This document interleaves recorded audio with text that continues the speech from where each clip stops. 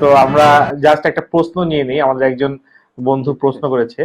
প্রশ্নটা হচ্ছে, বাংলাদেশের এলডিসি হতে উত্তীর্ণ হলে কি কি চ্যালেঞ্জ আইপি ক্ষেত্রে ফেস করতে হয়, বিশেষ করে আমাদের ড্রাগ ইন্ডাস্ট্রির কি কি চ্যালেঞ্জ রয়েছে? আচ্ছা, আমাদের ড্রাগ ইন্ডাস্ট্রি যে বিষয়টা হচ্ছে, আমাদের ড্রাগ ইন্ডাস্ট্রির কোনো অ্যাপ্লিকেশন কিন্তু এখন পেটেন্ট অ্যাপ্লিকেশন স্পেশালি আর কি, কোনো অ্যাপ্লিকেশন কিন্তু এখন এক্সামিন হচ্ছে না। এটা মেইল বক্স বলে ওনার একটা ফোল্ডার করেছে, যে ফোল্ডারে এই অ্যাপ্লিকেশনগুলো রেখে দিচ্ছে। এইগুলা ওপেন করার কথা আফটার 2023।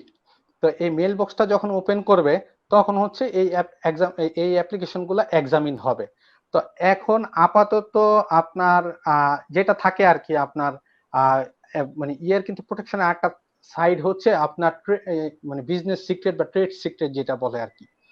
তো এই ট্রেড সিক্রেটের যে বিষয়টা, কোকা কোলার যেমন ম্যানুফ্যাকচারিং প্রসেসটা কেউ জানে না, কেউ জানে, কেউ জানে না। তো এই রকম করে যদি আপনি আপনার এটা সিক্রেট রাখতে পারেন এই পর্যন্ত, for the time being, that will be the best option. আর যেটা হচ্ছে, আপনি as soon as possible you have to file the application. কারণ এইটা মেল বক্সে রেখে দিলেও আপনি কবে ফাইলিং করছেন, এই ফাইলিং এর ডেটটা ওয়াইজ কিন্তু আপনার মেল বক্স থেকে পরে অ্যাপ্লিকেশন গুলো ওপেন করা হবে। So you will get the benefit of prior filing. So এই ক্ষেত্রে হচ্ছে আপনার ড্রাগসের যে বিষয়গুলা, ড্রাগ ইন্ডাস্ট্রির সবাই ফাইল করে রাখতেছে, এবং ড্রাগের কিন্তু বাংলাদেশ থেকে কোনো প্যাটেন্ট দেওয়া হচ্ছে না। এইগুলা পরবর্তীতে ওই যে ইন্টারন্যাশনালি একসাথে আপনার ই করবে আর কি। এইটা এই মেল বক্সের টেনিউর বাড়তেও পারে বাংলাদেশে, এটা ডিপেন্ড করতেছে হচ্ছে ইন্টারন্যাশনাল মেকানিজমের উপর।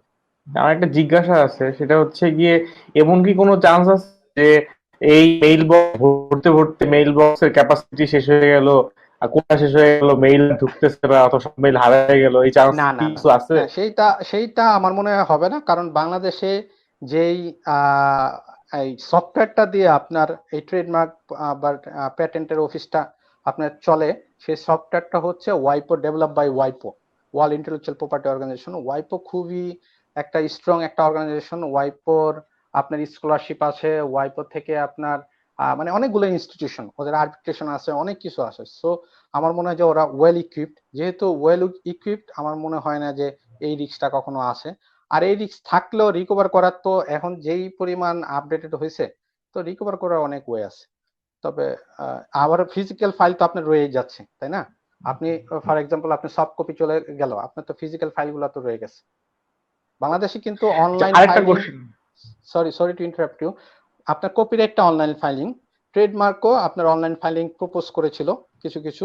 তবে বেসিক্যালি এখনো ফিজিক্যাল ফাইলিংই, কপিরাইট অনলাইন ফাইলিং এর পরও আপনার ফিজিক্যাল ফাইলটা আবার অফিসে পৌঁছায় দিতে হয়।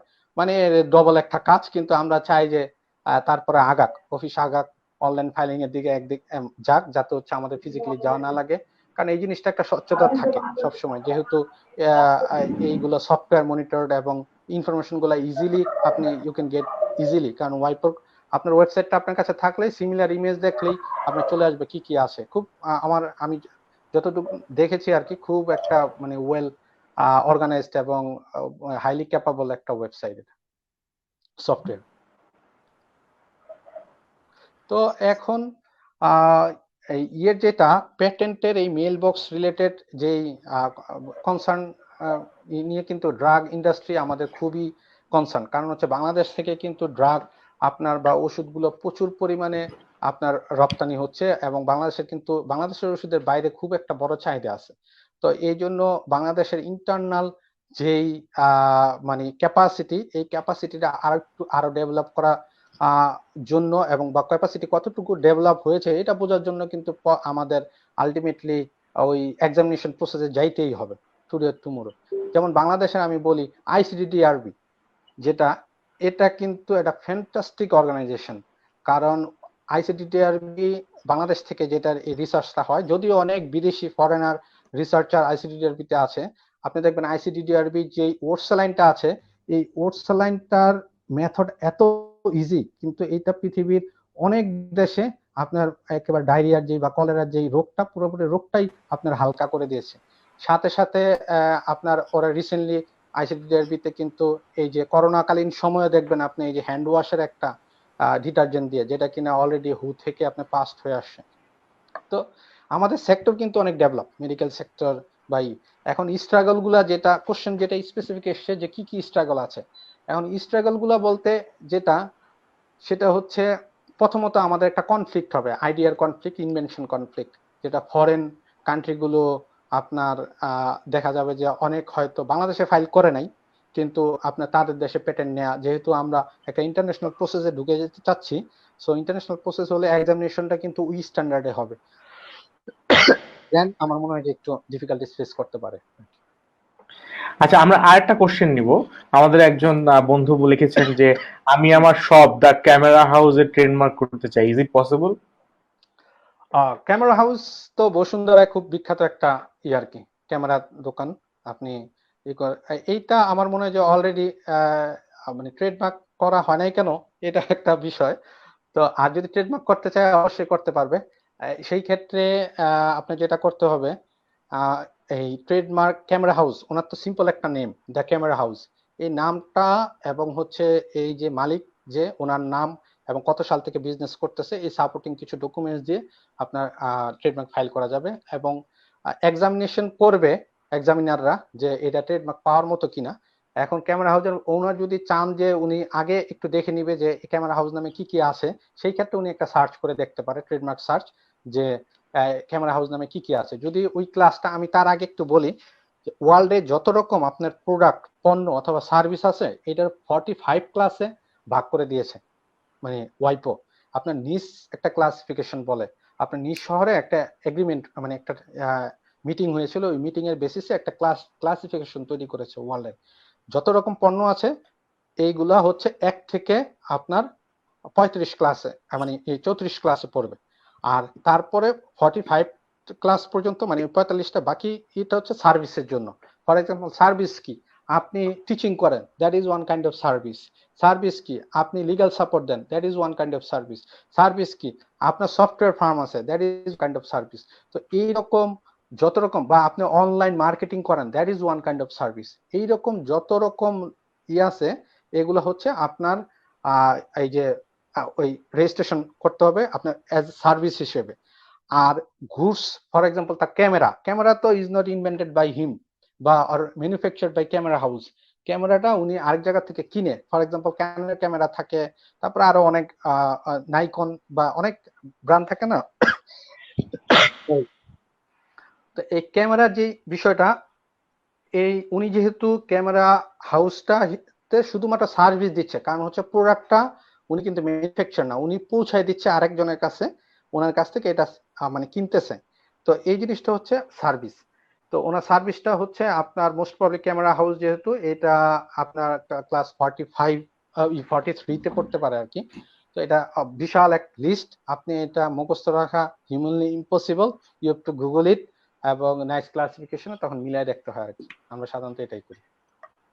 আচ্ছা, আমরা এরপরে যেটা জানতে চাবো সেটা হচ্ছে যে নিবন্ধন যদি করা থাকে আমার, তাহলে আমি কি কি ধরনের আইনি সুরক্ষা পাবো? আচ্ছা, এই মানে দিস ইজ ভেরি ইম্পর্টেন্ট, কারণ হচ্ছে আপনার নিবন্ধন ছাড়াও কিন্তু কিছু কিছু আপনার ইন্টেলেকচুয়াল প্রপার্টি প্রোটেকশন পাওয়া যায়।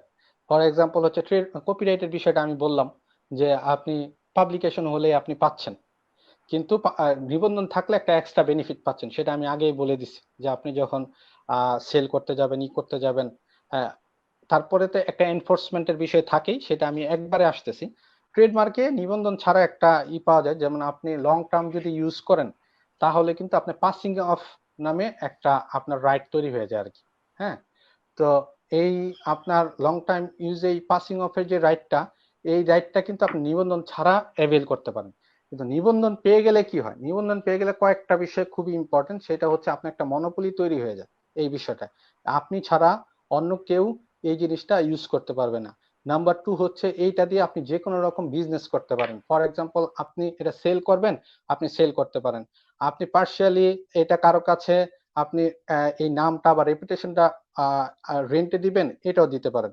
এখন কিন্তু রিসেন্টলি ইন্ডিয়া একটা কেস হয়েছে এরকম, যে ইন্টেলেকচুয়াল প্রপার্টি বা একটা কোম্পানি যে রেপুটেশন, এই রেপুটেশনটা আপনার ব্যাংকে জমা রেখে সে কিন্তু মর্টগেজ মানে লোন চেয়েছে। মানে হচ্ছে ইন্টেলেকচুয়াল প্রপার্টি আপনার যদি কোম্পানিটা ওয়েল নোন হয়, ফর এক্সাম্পল কিন্তু অ্যাপেলের কিন্তু একটা ব্র্যান্ড ভ্যালু আছে, যে অ্যাপেল ইটা এই ব্র্যান্ডটা যদি শুধুমাত্র সেল করতে চায়, কত টাকা সেল করতে পারবে? হ্যাঁ, billion dollar, billion billion dollar.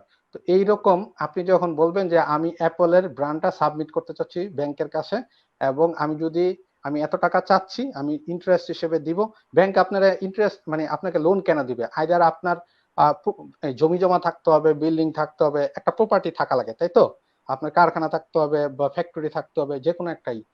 IP কিন্তু রিসেন্টলি এইরকম একটা সুবিধা পাচ্ছে, যেহেতু ইন্ডিয়াতে এটা নিয়ে কাজ হচ্ছে, আরো কাজ হবে, যে আপনি আপনার ইন্টেলেকচুয়াল প্রপার্টির যে রাইটটা, এই রাইটটা সাবমিট করে আপনি you can take the loan. If you can not repay the loan, then bank will মানে টেক দ্য ট্রেডমার্ক, আর হচ্ছে আপনি যে প্রোডাক্টটা, এই প্রোডাক্টের যে আইপি রাইটসটা পুরোটা নিয়ে যাবে, then bank will sell it or dispose it, মানে whatever the way bank thinks fit. তো তার মানে রেজিস্ট্রেশন না থাকলে আপনি এই সুবিধাটা পাচ্ছেন না। আর সবচেয়ে বড় যে সুবিধা, সেটা হচ্ছে এনফোর্সমেন্টের সুবিধাটা। যেমন হচ্ছে একটা লোক তো শুধু শুধু আপনার একটা জিনিস আপনারা করবে না, মনে করেন রেজিস্ট্রেশন করবে না। ফর এক্সাম্পল ক্যামেরা হাউস অবশ্যই চাইবে না যে বাংলাদেশে ক্যামেরা হাউস নাম দিয়ে আরো 4-5টা দোকান হোক, তাই না? এখন এই যে 4-5টা দোকান যে হওয়াটা সে বন্ধ করবে, এই বন্ধ করতে হলে কিন্তু তার রেজিস্ট্রেশনটা লাগবে। এবং কেউ যদি তারপরও কথা না শুনে ব্যবসা করে, তখন সে কি করবে? সে যে একটা লিগ্যাল নোটিশ পাঠাবে যে তুমি এই জিনিসটা করতে পারো না, কেন করতে পারো না? এইটার অ্যান্সার কিন্তু তার রেজিস্ট্রেশন, যে I got the registration right. তো এই তারপরে আপনি লিটিগেশনে গেলে আপনি দুই পদের একেবারে পুরো, আমি ডিপলি যাচ্ছি না, আমি ভাষা যাচ্ছি, যে আপনি দুই পদের মামলা করতে পারেন। একটা হচ্ছে সিভিল নেচার, একটা ক্রিমিনাল নেচার। ক্রিমিনাল নেচারটা কি? ফর এক্সাম্পল আপনার গুডস কিছু আপনার মার্কেটে সেল হচ্ছে, যে লোকটা করতেছে তাকে আপনি অ্যারেস্ট করতে চাচ্ছেন, বা তাকে আপনি একটু ক্রিমিনাল লায়াবিলিটিস আন্ডারে আনতে চাচ্ছেন।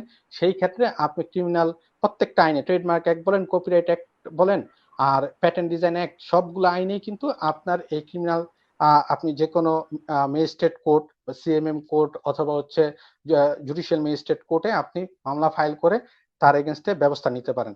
আর যখন আপনি চান যে আপনার এই লোকটা, যেমন আমি একটু একটা এক্সাম্পল দিয়ে বলি, আরো হবে গোল্ডেন উইং, আপনার ব্যাডমিন্টনের ফেদার যেটা, হ্যাঁ, যে আমরা ওই যে ব্যাডমিন্টন খেলার সময় র্যাকেটের ফেদার, এই গোল্ডেন উইং এর যে ব্র্যান্ডটা, এটা খুবই পপুলার। তো আমার কাছে ওনারা আসলো, আসার পর দেখলাম যে ওনাদের হচ্ছে প্রচুর মার্কেটের নকল। উনি নকলের স্যাম্পল নিয়ে আসলে এতগুলা, আর সাথে ওনার অরিজিনালটা। এবং নকলগুলা দেখে বোঝা যায় না যে এটা মানে কোনটা আসল কোনটা নকল, কিন্তু আপনি খেললে বোঝা যায় আর কি কোয়ালিটিটা। তখন আমি বললাম যে ঠিক আছে, আমরা ক্রিমিনাল অ্যাকশন ই করি, মানে ওনাদের পারপাস হচ্ছে শুধু ক্রিমিনাল অ্যাকশন। তো আমি বললাম যে আপনার কত টাকার মতো ইয়ারলি লস হয়, বা সিজনে লস কেমন এই ব্যবসার জন্য? তো সে একটা এস্টিমেশন দিল। তো এই যে লসটা হইলো, এই লসটা কিন্তু আপনি কম্পেনসেশন হিসেবে রিকভার করতে পারবেন যদি আপনার রেজিস্ট্রেশন থাকে। রেজিস্ট্রেশন থাকলে আপনি সিভিল কোর্টে, আপনি ডিস্ট্রিক্ট জাজ কোর্টে যেটা করি আর কি, আমরা প্রথমত ইনজাংশন পেতে পারি যে অন্য কেউ এই নামটা ইউজ করবে না। ইনজাংশন পাওয়ার সাথে সাথে আমি কম্পেনসেশন পেতে পারি, সে এই এত বছর যাবত এই জিনিসটা নিয়ে ব্যবসা করছে without my permission or authorization, and that is why আমার হচ্ছে এই জিনিসটা নিয়ে আপনার আমার এত টাকা লস হয়েছে। আপনি যদি একটা অ্যামাউন্ট শো করতে পারেন, এবং কোর্টের কাছে এটা রিজনেবল হলে কোর্ট কিন্তু আপনার দিয়ে দেয়। যেমন আপনার অ্যাপেল এবং স্যামসাং এর কিন্তু খুব বিখ্যাত একটা মামলা আছে, যেটা কিন্তু বহু বছর যাবত চলতেছে। কিরকম?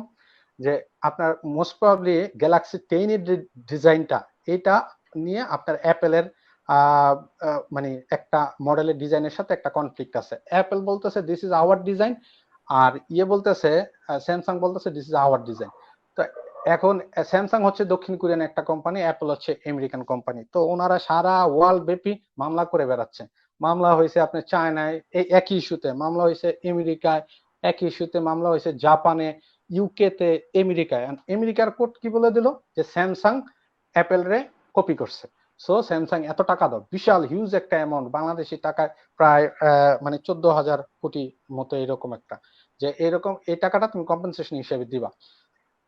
তো এই মামলারই রায় যখন দক্ষিণ কোরিয়ায় হলো, তখন দক্ষিণ কোরিয়া বলতেছে যে অ্যাপেল কপি করছে আপনার স্যামসাংকে, অ্যাপেল রে জরিমানা দিয়ে দিল। তো জাপান কিছুটা লিবারাল থাকার চেষ্টা করলো। জাপান বলল যে না, দুইজনেরটাই একটু একটুই, কিন্তু আমরা পরবর্তীতে চাই যে সবাই এটা অ্যাভয়েড করে চেষ্টা করুক, যাতে কারোর সাথে কপি না হয়। এমনি আমেরিকার আন্ডারে যারা আছে বা তাদের সাথে সুসম্পর্ক যে যে কান্ট্রি গুলা, যেমন ইউকে বলেন, অন্যান্য দেশগুলো এগুলো কিন্তু আমেরিকার পক্ষে দিছে, আবার চায়না কিন্তু একবারে আমেরিকার এগেনস্টে দিয়ে দিছে। আপনি একটু মনে করাই দিয়েন যে এই আইপির সাথে যে মানে পলিটিক্সের যে রিলেশনটা, এই জিনিসটার কারণেই কিন্তু আমি শুধুমাত্র আইপিতে এত ইন্টারেস্টেড মানে ফিল করি, মানে একটা সময় আমি এত ইন্টারেস্টেড ফিল করছি যে আইপির সাথে পলিটিক্সের একটা বিশাল সম্পর্ক আছে, এবং ভবিষ্যতে রাজনৈতিক যত ছড়ি ঘুরানো হবে এই ইন্টেলেকচুয়াল প্রপার্টিজ দিয়ে। তো এই আর কি, ইনিশিয়ালি আপনার যদি রেজিস্ট্রেশন থাকে, আপনি মানে আপনার দিস ইজ লাইক ম্যারেজ, হ্যাঁ, আপনার প্রেম করা অবস্থায় একরকম, আর বিয়ে করলে আপনার রাইট অন্যরকম। সো আর ব্যাখ্যা করার কিছু নাই। তুমি একটা ইম্পর্টেন্ট কথা বলছো, তো ইম্পর্টেন্ট কথা থেকে আমার যেটা মনে পড়লো যে আসলে তুমি বললা যে নিবন্ধনের হুম, সরি আমি আপনাকে শুনতে পাচ্ছি না, একটু কি কুড ইউ প্লিজ রিপিট? হ্যাঁ, আমি বলেছিলাম যে তুমি তো নিবন্ধনের অনেক সুবিধার কথা বললা, তো হ্যাঁ, নিবন্ধন করার পরেও কি কি সীমাবদ্ধতা থাকতে পারে সেটা যদি আচ্ছা একটু বলতা। আচ্ছা, নিবন্ধন করার পরে মানে প্রধান সীমাবদ্ধতা যেটা থাকে আর কি, সেটা হচ্ছে আমাদের এনফোর্সমেন্ট সিস্টেম। তো বাংলাদেশে যে সোশিও কালচারাল বা ইকোনমিক যে স্ট্রাকচার, সেই জায়গায় আপনার এনফোর্সমেন্টটা খুবই কঠিন হয়ে যায়। কারণ হচ্ছে দুইটা কারণে, কারণ আমি ইন্ডিভিজুয়ালি আমি পার্সোনালি অনেক জায়গায় আহ, আহ, মানে কাউন্টারফিটেড প্রোডাক্ট রেট দিতে আমি সাথে পুলিশকে বা ইয়ের সাথে আমি জার্নিতে ছিলাম। সেই জায়গায় যেটা দেখেছি, প্রথমত পুলিশকে আমাদের বুঝাইতে খুব কষ্ট হয় আমার কোন অধিকারটা এই জায়গায় ব্রিচ হয়েছে, কারণ ওনারা এটারে খুব একটা মানে কঠিন বা ইম্পর্টেন্ট ইস্যু হিসেবে, বাংলাদেশ অন্যান্য ইস্যুর মধ্যে ইম্পর্টেন্ট ইস্যু হিসেবে আপনি নিতে চায় না, নাম্বার ওয়ান। আর নাম্বার টু যেটা হয় হচ্ছে, আমাদের আমাদের স্ট্রাকচারাল কিছু আপনি জানেন আছে, এবং সামাজিক চিন্তাধারার কিছু আপনার বিষয় আছে। যেমন আপনার প্যারাসুট যে তেলটা, মেরিকো বাংলাদেশের, এটা তো মানে খুবই বিখ্যাত একটা মানে ব্র্যান্ড। নারকেল তেল বলতে এখন প্যারাসুটটাকে অনেকে ইন্ডিকেট করে। তো প্যারাসুটের তেলের আমরা যেটা দেখছি, এটা নিয়ে কাজ করে যে আপনার গ্রামগুলোতে কিন্তু কোনো অ্যাওয়ারনেস নাই, যে আপনার এই কালারের একটা বোতল দেখলে আমরা অনেকগুলা যেমন প্যারাসুইট, প্যারা মানে প্যারাসুট সুইট, প্যারাগ্লাইড, এরকম অনেক নামে প্যারাসুটের মতো করে লেখা আপনার অনেকগুলা আপনার কাউন্টারফিটেড প্রোডাক্ট ছিল, যেগুলো মার্কেট আউট করা লাগছে। এবং যারা ইউজ করতেছে, আমি যারা ম্যানুফ্যাকচার করতেছে তারা না, যারা কনজিউমার, তাদের সাথে কথা বলে বোঝা গেছে যে তারা এটা নিয়ে অ্যাওয়ারই না, যে এরকম একটা জিনিস বা এই দুইটা জিনিস যে আলাদা। হ্যাঁ, তো এইটা একটা অ্যাওয়ারনেসের যে বিষয়টা থাকে, এটা একটা জিনিস। আর ফাইনালি যেটা থাকে, নিবন্ধনের পরেও কিছু লিমিটেশন থাকে। ফর এক্সাম্পল প্যাটেন্টে, আপনার একটা দেখা গেল যে খুবই গুরুত্বপূর্ণ একটা ইনভেনশন, এই যে এখন করোনা পিরিয়ড চলতেছে না, এই সময়ে যদি গভর্নমেন্টের মনে হয় একটা ঔষধ খুবই দরকার ম্যানুফ্যাকচার করা, কিন্তু এটা লাইসেন্স নেওয়া হচ্ছে আমার, এখন আমি বলতেছি না আমি দিব না, এটা আমার বিলিয়ন ডলার প্রজেক্ট, এইটা এখন আমি এটা দিয়ে ব্যবসা করব।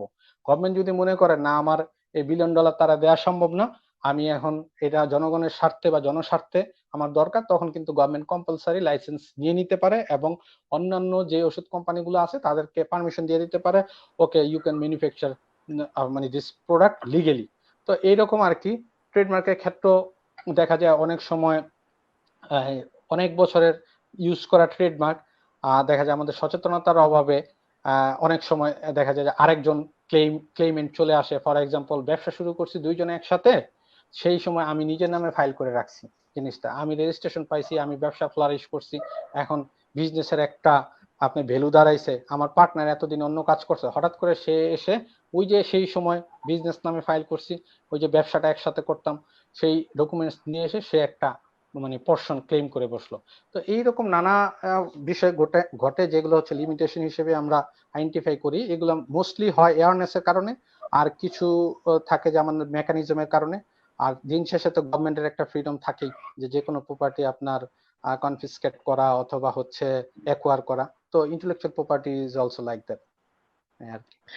আমরা আর একটা কোশ্চেন নিব, আমাদের একটা কোশ্চেন আসতেছে, সেটা হচ্ছে আমরা যারা তরুণ আইনজীবী আইপি ল হুম, এ বাংলাদেশে প্র্যাকটিস করতে চাই, তাদের জন্য আপনার পরামর্শ কি? আপনাদের আমাদের কিভাবে আগানো উচিত আপনি মনে করেন? আচ্ছা যদিও তুমি আমি আমাকে এখন তরুণ আইনজীবী থেকে আমরা বাদ দিয়ে দিছি, এখন তোমাকে আমরা সিনিয়র আইনজীবী পর্যায়ে নিয়ে গেছি, তুমি তরুণ আইনজীবীদের জন্য কিছু বলো। আচ্ছা আচ্ছা, না আমিও তরুণ, তবে আইপি নিয়ে কাজ করার বয়সটা আমার অনেক দিন। আমি বেসিক্যালি 2011 থেকে আইপি নিয়ে কাজ করতেছি। আমি তো এর আগেও বলছি যে আমি ওই যে একটা আপনার ইউনিভার্সিটির একটা ছোট ভাইয়ের একটা প্রবন্ধ কাজ করতে গিয়ে আমার আইপি নিয়ে কাজ করা শুরু। তো সেই ক্ষেত্রে যেটা হয়েছে এই জিনিসটা কিন্তু খুবই একটা ক্রিটিক্যাল, একটা আইনগুলা খুবই ক্রিটিক্যাল, এবং শুধুমাত্র ন্যাশনাল ল জানলেই এই বিষয়টা আপনি এক্সপ্লোর করা যায় না, সাথে কিন্তু ইন্টারন্যাশনাল বিষয়গুলো জানা লাগে। আমার মনে হয় যে মোটামুটি 1 বছরের মতো কেউ যদি টার্গেট করে একটা স্টাডি, একটা করে বুক লিস্ট করে যে আমি এই বিষয়গুলো পড়বো, পড়লে সে ইজিলি আইপির বিষয়গুলো বুঝে ফেলবে। আর সবচেয়ে মোস্ট ইম্পর্টেন্টলি যেটা হচ্ছে, আইপি নিয়ে প্র্যাকটিস করতে গেলে আইপি প্র্যাকটিসের কয়েকটা ধাপ আছে। প্রথম ধাপ হচ্ছে আপনার অ্যাডমিনিস্ট্রেটিভ ধাপ, যে আপনি আইপি ফাইলিং, যেটা হচ্ছে ওই যে department of patent design trademark অথবা কপিরাইট অধিদপ্তর করবেন, এটা একটা। আর এই জায়গায় কিন্তু অনেক কোয়াজ জুডিশিয়াল অ্যাক্টিভিটিস হয়। ফর এক্সাম্পল, ওনাদের ট্রাইব্যুনাল আছে, ট্রাইব্যুনাল ডিসিশন দেয়। তো এইটা এক এক ধাঁচের প্র্যাকটিস। হ্যাঁ, আরেকটা হচ্ছে আপনার আইপি নিয়ে যখন লিটিগেশন গুলা শুরু হবে, লিটিগেশন বেসিক্যালি শুরু হয় আমাদের জাজ কোর্ট থেকে। তার মানে হচ্ছে লোয়ার কোর্ট বলি বা অধস্তন আদালত যেটা বলি, জাজ কোর্ট কিন্তু আইপি প্র্যাকটিসের একটা জায়গা। তারপরে এগুলো কিন্তু ফাইনালি আসে হাইকোর্টে। তো হাইকোর্টও কিন্তু আইপি প্র্যাকটিসের আরেকটা জায়গা। তো এই যে অ্যাডমিনিস্ট্রেটিভের পরে জুডিশিয়াল যে প্রসেসটা আসে, এই পুরো জিনিসটা যদি একজন না জানে, মানে আমার যেটা সুবিধা হয়েছে, আমার মনে হয় যে সামহাও আমি ন্যাচারালি এটার মধ্যে ইনভলভ হয়ে গেছি। কারণ তারপরে আমি দেখা যায় যে একটা ভাটার যখন এই যে আমাদের ডক্টর তুহিন মালিক স্যার দেশের বাইরে চলে গেলেন মামলা খেয়ে, তো তারপরে কি হলো, বাটার কাজগুলো উনি করতেন। তো ওনার এই যে কাজগুলো সব ফেলে গেছে। এখন হচ্ছে হঠাৎ করে আমি বাল্ক অ্যামাউন্ট অফ ওয়ার্কস পেয়ে গেলাম, যে দেখলাম যে এগুলো আনফিনিশড এবং অনেক বছরে এগুলো করা হয়নি। তো ওই কাজ করতে করতে আমার একটা এক্সপিরিয়েন্স চলে আসছে। এবং যেটা হয়, আপনার ট্রেডমার্ক অফিসের যে এক্সামিনাররা আছে, ওনারা খুবই হেল্পফুল। ইভেন ট্রেডমার্ক ডিজাইনের আপনার ডেপুটি রেজিস্ট্রার বলেন, ওনারা খুবই হেল্পফুল। কেউ যদি একটা ইস্যু নিয়ে যায়, প্রচন্ড রকম হেল্প করে। যেমন হচ্ছে আমার প্রথম যেই ট্রেডমার্কের অ্যাপ্লিকেশনটা, এইটা আমি 5 বা 6 বার কারেকশন করছি, এবং একজনকে এত ডিস্টার্ব করছি কিন্তু লোকটা কখনো ডিস্টার্ব ফিল করে নাই, সে আমার মানে বারবার কারেক্ট করে দিছে। তো তো ভাই, এখন হচ্ছে এই যে বেসিক্যালি লেগে থাকা, অনেকে যায় গিয়ে মানে হয়ে যায়, আপনার ফ্রাস্ট্রেটেড হয়ে যায়, কারণ জায়গাটা খুবই ফ্রাস্ট্রেটিং। যে কোনো সরকারি অফিসের সাথে যদি আপনি কাজ করতে যান, তাহলে আপনার দিন শেষে মানে এমন সপ্তাহে একটা দিন যাবেই আপনার ফ্রাস্ট্রেটেড লাগবে। কারণ হচ্ছে কোনো কিছু আপনার ইচ্ছা মতো হবে না, আপনি চাচ্ছেন, এদিক দিয়ে আপনার ক্লায়েন্ট প্রেশার আছে, এই বিষয়গুলো আছে। আর মোস্টলি আমার কাছে মনে হয়েছে যে একটু পড়াশোনাটা যেহেতু একটু ডিফারেন্ট, আপনি কোনো সিনিয়রদের জিজ্ঞেস করে পাবেন না যে এটা সলিউশন কি, মানে ইউ হ্যাভ টু ডিসকভারি। তো এই জন্য পড়াশোনাটা একটু করা মনে হয় জরুরি এই ইস্যুতে। আমার যেহেতু আগ্রহ ছিল এবং আমার মাস্টার্সের থিসিস ছিল ইন্টেলেকচুয়াল প্রপার্টিজে, সো আমার জন্য মনে হয়েছে যে জিনিসটা একটু ইজি হয়ে গেছে আর কি। আচ্ছা, তাহলে আমরা যদি এখন মানে অনেক বিস্তারিত মনে হয় যে আমাদের আলোচনা হয়ে গেছে, আমরা যদি এখন একটু জানতে চাই যে এই করোনা কালে কি প্রভাব পড়তেছে এই মেধাস্বত্ব সম্পদের উপরে। আচ্ছা, এই করোনা কালে প্রভাবগুলা আসলে কয়েকটা ভাগে আপনি ভাগ করতে পারেন। হ্যাঁ, বেসিক্যালি হচ্ছে প্রথম প্রভাবটা পড়তেছে হচ্ছে আপনি এনফোর্সমেন্ট প্রসেসে। যেমন বাংলাদেশ কিন্তু অলরেডি একটা এনফোর্সমেন্ট স্ট্র্যাটেজিতে ঢুকে গেছিল, কিভাবে আইপি প্রোটেকশন গুলা করবে। এখন আপনার একটা বিখ্যাত কেসে চাইনিজ এক আপনার জাস্টিস বলছিল এরকম, চায়না কিন্তু ইনিশিয়ালি কি করতো, আমেরিকার সব আইডিয়া কপি করে ওদের দেশে বানায় ফেলতো। এবং আমেরিকা মানে বিলিয়নস মানে থাউজেন্ডস অফ আপনার কেসেস ফাইল করছে চায়নাতে, কিন্তু চায়না পলিটিক্যালি এই বিষয়টা আমার মনে হয় ডিল করেছে। ডিল করাতে ওরা কিন্তু ওদের জাতীয় ইন্টারেস্টটা দেখে তারপরে হচ্ছে এনফোর্সমেন্ট প্রসেসে গেছে। তো উনি বলেছিলেন যে যখন একটা দেশ উন্নত হতে যায় বা শিল্প উন্নয়নের দিকে যায়, তখন কিন্তু এই দেশে এই ছোটখাটো যেই আপনার কপিগুলা বা এগুলা থাকেই। তো যা যা যতটা পারে হচ্ছে এটা ওভারলুক করে। তো বাংলাদেশে যে বিষয়টা চলে এসেছিল, বাংলাদেশ মোটামুটি আইপি নিয়ে অনেক কনসার্ন ছিল, এবং এই এনফোর্সমেন্ট যে প্রসেসটা, এই প্রসেসটা যাতে আরো স্ট্রং হয়, এই ব্যাপারে কিন্তু আপনার গভর্নমেন্টের সাথে নানা রকম মিটিং টিটিং অনেক কিছু হচ্ছিল। তো আমার মনে হয় যে এই এনফোর্সমেন্ট প্রসেসের স্টেজিতে আপনার একটু ঘাটতি পড়বে, কারণ করোনা পরবর্তীতে আমাদের ইম্পর্টেন্স গুলো অন্যদিকে চলে আসবে। হ্যাঁ, আর দ্বিতীয়ত বাংলাদেশে এখন যেহেতু মেজরলি আপনার ট্রেডমার্কস নিয়ে কাজ করা হয়, করোনা পরবর্তীতে যেহেতু বায়োলজিক্যাল যে ডেভেলপমেন্টের ইম্পর্টেন্সটা এত মানে খুব সবাই ফিল করতেছে, সো আমার মনে হয় যে প্যাটেন্টের ইস্যুগুলা মানে প্যাটেন্টের ফাইলিং বলেন, ইনভেনশন গুলা, এগুলা কিছুটা বেড়ে যাবে। আর থার্ডলি যেটা আসতেছে যে আপনার ওয়াইপোর যে ইন্টারন্যাশনালি কিছু অ্যাটেম্প নিচ্ছিল এর জন্য আর কি, আপনার ইন্টেলেকচুয়াল প্রপার্টিটা আপনার এনফোর্স করার জন্য, লেস ডেভেলপ কান্ট্রির উপর আরো প্রেশার দেওয়ার জন্য আরো কিছু এগ্রিমেন্ট করে করে আমার মনে হয় যে ওয়াইপো অনেকটা আপনার শিথিল হয়ে যাবে তার সেই স্ট্রিক্ট মানে রোলটা থেকে। তো মোটামুটি এই কয়টা জিনিস বেসিক্যালি হবে। আর সবচেয়ে বড় যে ইম্পর্টেন্ট যে বিষয়টা হবে সেটা হচ্ছে আপনার ইনভেনশনের স্টাইলটা নিয়ে। ফর এক্সাম্পল হচ্ছে আগে কিন্তু ম্যাক্সিমাম ইনভেস্টমেন্ট এবং এই কারণে ইনভেনশনও হয়তো হচ্ছে আপনার অস্ত্র কিংবা হচ্ছে শক্তি প্রদর্শন এইরকম। এখন কিন্তু পুরো ইনভেস্টমেন্টটা হবে আপনার মেডিকেল সাইডে। তো মেডিকেল সাইডে ইনভেনশন বেড়ে যাবে। বাংলাদেশের আইপি অফিসে যেটা হয়, পেটেন্ট এক্সামিনাররা উইথ ডিউ রেসপেক্ট সবাই কিন্তু আপনার সায়েন্স ব্যাকগ্রাউন্ডেড ফার্স্ট অফ অল, এবং আমি ব্যক্তিগতভাবে দেখছি যে নর্ডেমের অনেক আছে, নর্ডেমের সায়েন্সের যারা ভর্তি বাংলাদেশের বেস্ট স্টুডেন্ট তারা, এমন সবাই কিন্তু খুব ভালো ভালো জায়গার। কিন্তু আলটিমেটলি যেটা হয়, এক সাইটে একজন এক্সপার্টাইজ না থাকলে আপনার কিন্তু এই মেডিকেল ইনভেনশন গুলো আপনার বোঝা যায় না। আপনি আমি কি বুঝবো একটা সায়েন্টিস্টের ইনভেনশন? তা আমার মনে হয় যে বাংলাদেশের আইপি অফিসেরও অনেক ঢালাও ভাবে চেঞ্জ করতে হবে, পেটেন্ট সাইটটাকে আরো স্ট্রং করতে হবে, আরো আপনার এক্সামিনারদের ট্রেনিং বা স্কিল ডেভেলপমেন্টের কাজ করতে হবে। তো পুরো মানে সেটআপটাই চেঞ্জ হয়ে যাবে। আর সবচেয়ে বড় কথা, আপনি ইন্টারন্যাশনাল পলিটিক্সে যে বিষয়টা চলে আসে বারবার, যে আইপির সাথে কিন্তু ইন্টারন্যাশনাল পলিটিক্স একেবারে খুব স্ট্রংলি কানেক্টেড। কেন কানেক্টেড? আপনার মানে ইউএস আর চায়নার যে কনফ্লিক্টটা, এই কনফ্লিক্টটা কিন্তু সবাই জানে, সবাই বুঝতেছে, এবং করোনা কালে কিন্তু অনেক রকম হুইসপার আসতেছে যে ওয়েদার আপনার কোভিড-19 was human made, whether it was made by China or not. তো এইরকম নানা রকম। তো এখন সারা বিশ্ব যখন দৌড়ের মধ্যে আছে, এই সময় চায়না কি করছে? এই বছর কিন্তু ইতিহাসের প্রথম, এই বছর ইউএস কে টপকায়া চায়না আপনার প্যাটেন্ট ফাইলিং এ হাইয়েস্ট। এই যে মার্চ পর্যন্ত যে হিসাবটা, এই হিসাবে আপনার চায়না মানে ইউএসএ ফাইল করছে আপনার 57,000 সামথিং, চায়না ফাইল করে ফেলছে 58,990, এই টাইপের একটা অ্যামাউন্ট আর কি। তার মানে কিন্তু চায়না কিন্তু সিক্রেটলি আরেকটা ফাইট এটা আগায় নিয়ে যাচ্ছে। এবং চায়না যেমন আপনার ওয়ার্ল্ড হেলথ অর্গানাইজেশন পলিটিশিয়ানরা বলতেছে যে কন্ট্রোলে নিয়ে নিছে, ওয়াইপো কিন্তু চায়না টেকনিক্যালি কন্ট্রোল নিচ্ছে। কারণ হচ্ছে এই স্কলারশিপ গুলাতে ডোনেশন থেকে শুরু করে আরো যে চাইনিজ স্টুডেন্টরা অনেক আইপি নিয়ে পড়াশোনা করতেছে, এবং এই সেক্টরটা ইনভেনশনের যে বিষয়গুলো এটা পুরো কিন্তু চায়না তার কন্ট্রোলে আস্তে আস্তে নিয়ে নিচ্ছে। এই যে প্যাটেন্ট ফাইলিং বেড়ে গেছে, তার মানে হচ্ছে চায়না আস্তে আস্তে এই এটা শক্ত করে দিবে, আইপি রিজিমটা যা বা আইপি এনফোর্সমেন্ট প্রসেসটা এটা শক্ত করে দিবে। শক্ত করে দিলে কি হবে আপনার, কেন এটা পলিটিক্যাল ইনস্ট্রুমেন্ট। রাজনীতি কিন্তু এক এক সময় এক এক ডাইমেনশনে আসছে। কেমন একটা সময় আসছে যে আপনার গোত্র ভিত্তিক রাজনীতি ছিল, যেই গোত্র যত বেশি বড় সেই গোত্র তত শক্তিশালী, সেই গোত্র সব কন্ট্রোল করছে। একটা সময় আসছে আপনার ধর্মভিত্তিক রাজনীতি, যেই ধর্মের আপনার এক্সপেনশন যত বেশি সেই ধর্ম আপনার কন্ট্রোল করছে সবকিছু। একটা সময় আসছে আপনার এই যে সাম্রাজ্যবাদের যে বিষয়টা আর কি, হ্যাঁ, রাজারা যত বেশি সাম্রাজ্য পারছে দখল করছে। তারপরে একটা সময় আসলো আপনার সোশ্যালিজম, এখন কিন্তু ক্যাপিটালিজম চলে আসছে। এই ক্যাপিটালিজমের আরেকটা ডাইমেনশন হিসেবে ওনারা কিন্তু কন্ট্রোল করার জন্য হিউম্যান রাইটসটা ইন্ট্রোডিউস করতে চাইছিল। আমি যেহেতু হিউম্যান রাইটস নিয়ে পড়াশোনা করছি, আমার কাছে এই উদ্দেশ্যটা একই লাগে। এই হিউম্যান রাইটসটা যখন আপনার আলটিমেটলি হলো না আর কি, সাকসেসফুল হলো না, তখন কিন্তু আইপিটা ইন্ট্রোডিউস করলো। আইপি নিয়ে কি করবে? আইপিটা হচ্ছে উইদেশি আপনার তাদের উইদেশি ইনভেনশন বাংলাদেশে রেজিস্ট্রেশন করে রেখে দিবে।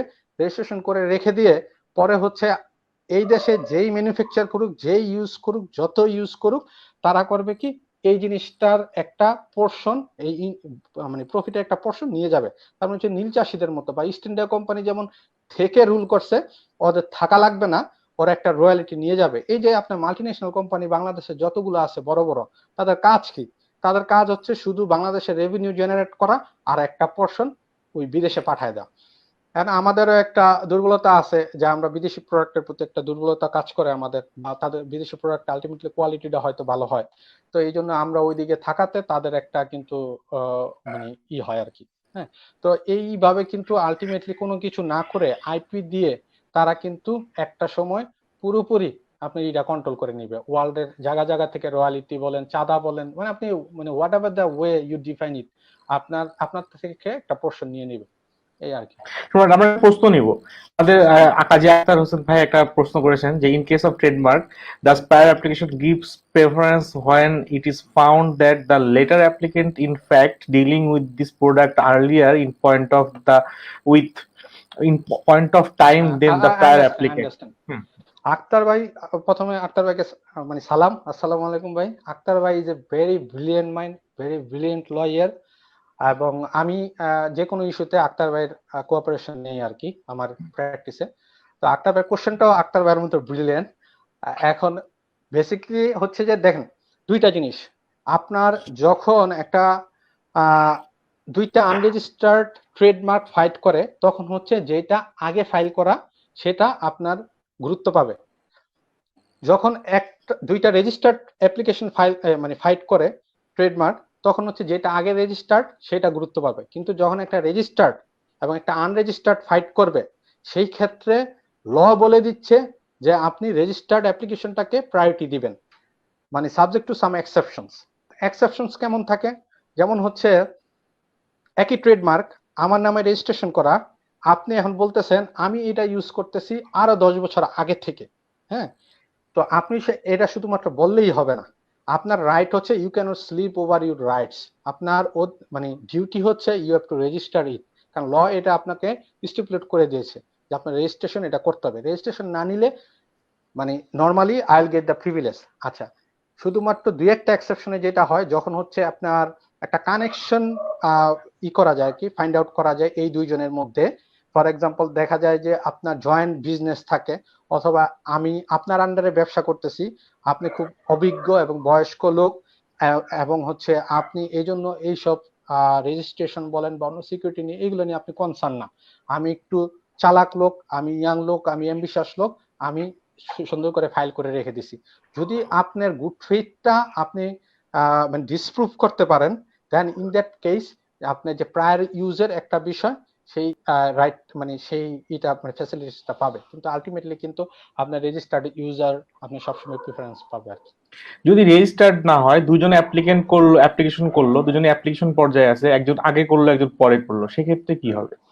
দেন আইপি অফিসের অলওয়েজ সিস্টেম হচ্ছে the first file first examine, মানে যেটা আগে ফাইল করছেন সেটা আগে এক্সামিন হবে। হ্যাঁ, এখন যে যে আগে ফাইল করছে আর কি, হ্যাঁ, সে যদি আপনার মানে তারটা এক্সামিন হওয়ার পরে পরেরটা হবে। এখন পরের যে এমন হইতে পারে আমি ফাইল করছি 1 সপ্তাহ পরে আপনি করছেন, কিন্তু রিয়েলি ওনার হচ্ছেন আপনি।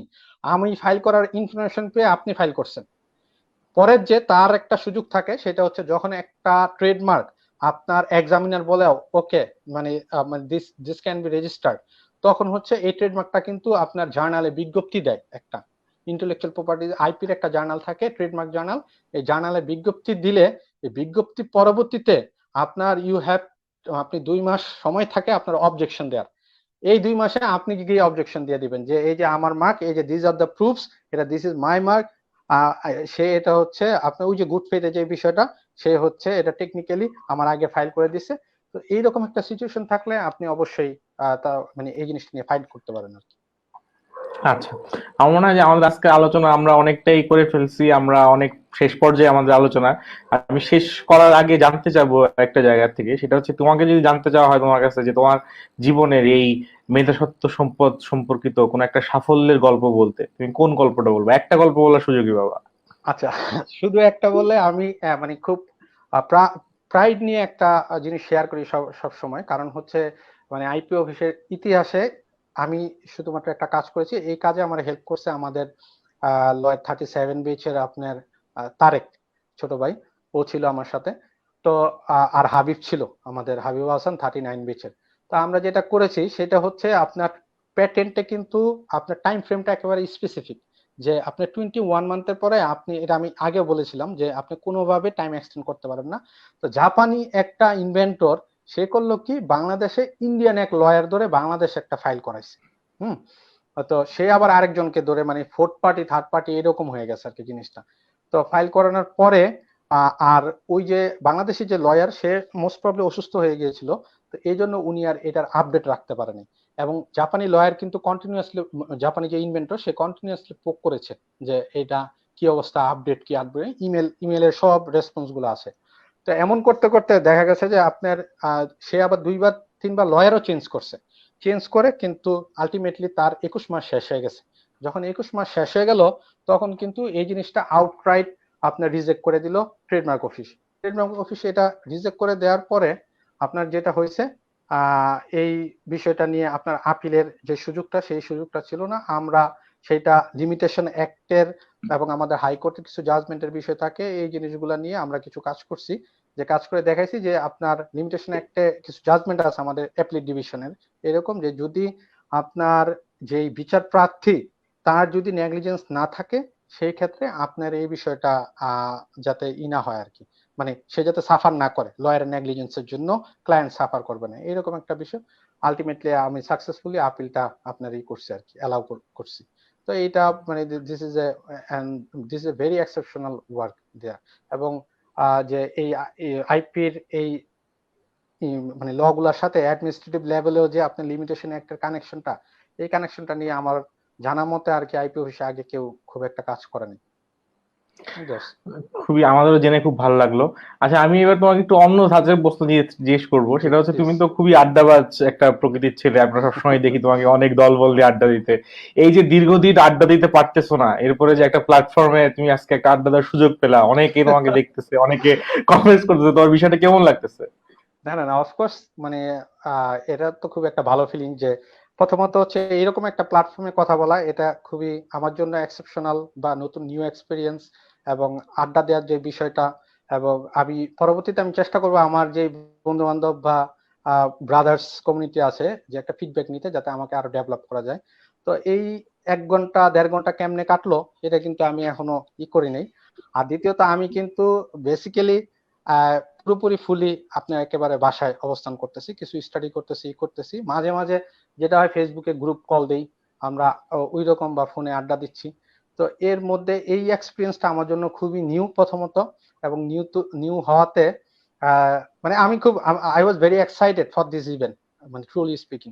এবং মানে আমি মোরলেস এই 1.5 ঘন্টা যে সময় চলে গেছে, এটা চিন্তা করে আমি একটু খুশি যে I could pass the time. আচ্ছা, তাহলে তুমি কি যে আজকে যারা এই প্রোগ্রাম দেখতেছে অথবা পরবর্তীতে যারা এই প্রোগ্রাম দেখবে, তাদের কি তুমি অনুরোধ করবা যারা যেন আমাদের এই ল নিউজ 24 এর ফেসবুক পেজ সাবস্ক্রাইব করে এবং আমাদের এই আড্ডার সাথে রেগুলার থাকে? অফকোর্স আমি আপনাদের কিন্তু ওই যে লেবার ইস্যুতে যে আড্ডাটা হয়েছিল একটা, আমি এটাও শুনেছি। হ্যাঁ, এটা শুনে কিন্তু আমি মোটামুটি ইন্টারেস্টেড হয়েছে যে এই করার জন্য। আসলে এইটা ধরেন আমার কিন্তু এই 1.5 ঘন্টায় আমি আমার জীবনের মেইন এক্সপিরিয়েন্স গুলো সব বলে দিছি। আমার লেবারের এটা শুনেও মনে হয়েছে যে না, আমি অনেক অনেক কিছু জানছি। আমার মনে হয় যে যারা ইন্টারেস্টেড টু এনলাইটেড হিমসেলফ, আমার মনে হয় যে তারা automatically they will be connected with your page, যেহেতু রেগুলারলি এইরকম একটা আসতেছে। এবং অবশ্যই এটা রেফার করার মতো, যেহেতু আমি নিজে শুনি বা নিজে করি, তা আমি অবশ্যই এটা রেফার করব। থাকবেন এর সাথে, ল নিউজ 24 এর সাথে। আমার বিশেষ করে নামটা খুব ভাল লাগছে, যে একটা আমাদের আসলে শুধু ল নিউজের উপর বেস করে, যেহেতু আসলে করোনা কালে মেডিকেল সেক্টরে কিন্তু আমাদের ইম্পর্টেন্সটা বেড়ে গেছে, কিন্তু আসলে যে বাংলাদেশের আপনি পিচফুলি সবকিছু রান করতে সবকিছুর সাথে ল আছে। হ্যাঁ, এই যে মেডিকেলের বিষয়গুলো তো কিন্তু মেডিকেল ল আছে। তারপরে আপনি ব্যবসা করবেন, ইন্ডাস্ট্রিয়াল ল, কমার্শিয়াল ল, মার্কেন্টাইল ল, নানা রকম আছে। তো ল কিন্তু আমাদের সমাজ ব্যবস্থা একটা অবিচ্ছেদ্য একটা পার্ট। সো আমার মনে হয় যে এই পোর্টালটা নিয়ে বা এই নিউজ এটা আরো ডেভেলপ হোক, এটাও আমি চাই, যে আরো প্রচুর আমরা খবর পাই, প্রচুর কাজ হোক। এখন করোনা শেষ হলে আবার ব্যস্ত হয়ে গেলে, ব্যস্ত লাইফে অবশ্যই আমি প্রথমত চাইবো যে কিছু একটা করার জন্য। যেমন আমি already intellectual property facilitation centre নামে একটা প্ল্যাটফর্ম তৈরি করার চেষ্টা করছি, যেইখানে আমার পুরো টার্গেটই হচ্ছে যে আমি পুরো প্রবনো কিছু সার্ভিস দিব। প্রবনো সার্ভিসটা কাদের দিব, আমরা ধরেন আপনার ইন্টেলেকচুয়াল প্রপার্টি হান্ট নামে এইরকম একটা করবো, যে ধরেন গ্রামের কৃষক বা যারা, সেদিন আমার টাঙ্গাইল থেকে একটা ছেলে ফোন দিছে, সে হচ্ছে আপনার একটা টেকনিক্যাল কলেজ, কারিগরি শিক্ষার নিচ্ছে আর কি, এডুকেশন নিচ্ছে। সে একটা ইনভেনশন করছে, এখন তার ফাইন্যান্সিয়াল স্টেজটা এরকম না যে মানে প্যাটেন্টি করার জন্য। আমি বলছি কর্ডিয়ালি ইনভাইটেড। তো এইরকম অনেকে আমাকে ফোন দেয়। একবার এক বাংলাদেশের কৃষক ফোন দিল, সে ফোন দিয়ে বলল যে মানে সে হচ্ছে একটা মরিচ গাছ আর কি, এটা হচ্ছে হাইয়েস্ট করতে পারবে, এইরকম অনেক ছোট ছোট বিষয়গুলো। তো এই যে এই টাইপের ইস্যুগুলা নিয়ে তাদেরকে ফেসিলিটেট করা, এবং ধরেন আমি 100 কাজ করে দিলাম, 100 কাজ করে আমার মানে এই জায়গা থেকে আমার কোনো ফাইন্যান্সিয়াল আমি রাখবো না, যেহেতু আল্লাহ আমার অন্য দিক থেকে অনেক ভালো রাখছে। কিন্তু একটা বা দুইটা লোক যদি আপনার মানে সাকসেসফুল হয়ে যায় এবং তার এই প্রজেক্টের কারণে যদি দেশের বাইরে তার একটা রেপুটেশন চলে আসে, এবং সে যদি একবারও কৃতজ্ঞতা বোধ হিসেবে যে আমার নামটা সাথে নেয়, দ্যাটস এনাফ আর কি আমার। তোমার এই মহৎ উদ্যোগ সফল হোক, আমরা সেই কামনা করি। তোমাকে অনেক অনেক ধন্যবাদ। তুমি সারাদিন আমাদের সাথে মানে লাস্ট এই 2 ঘন্টা যে সময় আমাদের সাথে তুমি দিলা, এবং আমরা অনেক নিজেরাও জানতে পারলাম, এবং আমার বিশ্বাস যে আমাদের সাথে যে বন্ধুরা ছিল আমাদের অনলাইনে তারাও অনেক জানতে পেরেছে। এবং এটা আমরা কমেন্টস বক্স দেখলেই বুঝতে পারতেছি, আমরা সব কমেন্টস পড়তে পারি নাই, কিন্তু প্রচুর কমেন্টস আমি অন স্ক্রিনে নিয়ে আসার চেষ্টা করেছি। এবং আমাদের আক্তার ভাই সে খুব ভালো কোশ্চেন করেছেন, এবং আক্তার ভাই খুব ভালো আমাদের জন্য উইশও করেছেন, তার জন্য আমরা কৃতজ্ঞ আমরা আক্তার ভাইয়ের কাছে। যারা আর কমেন্টস করছে সবাইকেও সবাইকে আমরা আশা করব যে যে কমেন্টস গুলো তোমার কাছে ছিল সেই কমেন্টস গুলো তুমি অ্যান্সার করার চেষ্টা করবা অফলাইনে যাওয়ার পরে। আমিও যেগুলা আমার কাছে ছিল সেগুলো চেষ্টা করব পরবর্তীতে সেগুলোর অ্যান্সার ফেসবুকে দেওয়ার। আর যারা সাথে ছিলেন তাদের কাছে অনুরোধ থাকবে যে আপনারা অবশ্যই lawnews24.com এ লগ ইন করে আমাদের পত্রিকা পড়বেন, নিউজ পোর্টাল পড়বেন, এবং আমাদের এই পেজে সাবস্ক্রাইব করে লাইক দিয়ে আপনারা আমাদের সাথে থাকবেন, কারণ আমরা একদিন পর পর আমাদের এই প্রোগ্রামটা করে যাব। আমাদের নেক্সট যে প্রোগ্রামটা সেটা আছে 6 তারিখে। 6 তারিখে আমাদের প্রোগ্রামের বিষয় হচ্ছে ফোর্স মেজর, এই চুক্তি আইনের এই ফোর্স মেজর এই করোনা কালে কিভাবে প্রভাব পড়বে, কিভাবে কার্যকরী হবে, সেই বিষয়ে আমাদের প্রোগ্রামটা থাকবে। আর সবার প্রতি অনুরোধ থাকবে যে আপনারা ঘরেই থাকবেন। যদিও লকডাউন শিথিল হয়ে যাচ্ছে, সীমিত পরিসরে অনেক কিছুই চালু হয়ে যাচ্ছে, তবুও আমাদের অনুরোধ থাকবে যদি খুব প্রয়োজন না হয় ঘর থেকে বের হবেন না, ঘরেই থাকবেন। কারণ করোনা একটা ভাইরাস, তো সেটা ভুতুরে ভাইরাস, আমরা যেটা বলি যে অদ্ভুত রকম ভুতুরে ভাইরাস। সো যেটা আমরা এত ক্ষমতাধর পৃথিবীতে আমরা সকল কিছুই পারি, কিন্তু হঠাৎ এমন এক ভাইরাস যেটা কিন্তু আমাদের একবারে ঘর থেকেই বের হওয়া বন্ধ করে দিল। যেটা বাবার সাথে কথা বলছিলাম, যে আমার বাবাও বলছিল যে কখনো তার জীবদ্দশায় শেষ পর্যায়ে এসে তার জীবদ্দশায় কখনো এরকম দেখে নাই যে সারা পৃথিবীর সকল বিমান বন্ধ হয়ে যাচ্ছে, মানুষ ঘরে থাকছে, ঘর ছেড়ে বের হচ্ছে না, মানে সবার কর্মজীবন একেবারে স্থবির। এভাবে যেমন সম্রাট তোমার একটা অভিজ্ঞতা হলো যে ঘর থেকে তুমি একটা লং টাইম ঘরে আছো, বেরোচ্ছ না, সবারই কিন্তু ঠিক একটা ব্যতিক্রম। আমরা এই জীবনে বেঁচে থাকতে এরকম অভিজ্ঞতা আর হবে কিনা, অথবা আদৌ চাইও কিনা, সেটাও আমরা জানি না। তো সেই জায়গা থেকে সবার কাছে অনুরোধ থাকবে যে আপনারা ঘরেই থাকুন, খুব প্রয়োজন না হলে ঘর থেকে বের হবেন না, ঘর থেকে বের হলেও স্বাস্থ্যবিধি মেনে ঘর থেকে বের হবেন। আর আমাদের এই প্রোগ্রামের সাথেই থাকবেন। আমরা 6 তারিখে আবার আপনাদের সাথে দেখা হবে, আবার আড্ডা হবে। আড্ডা ছাড়া বাঁচা যাবে না। সবাইকে অনেক অনেক ধন্যবাদ। Thank you very much, thank you.